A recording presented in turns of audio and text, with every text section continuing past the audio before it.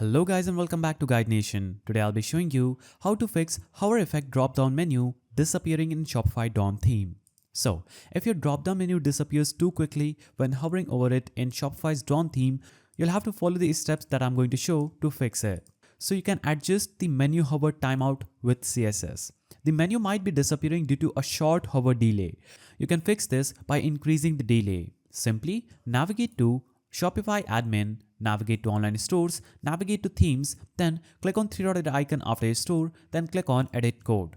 After you click on edit code, you'll have to search for base.css, hit enter, and click on base.css under assets. Now, you'll have to basically scroll to the bottom and add this CSS code that I'm going to put in the description. Navigate to the bottom of this page and here, paste the code, then click on save. After you click on save, your problem will be instantly solved.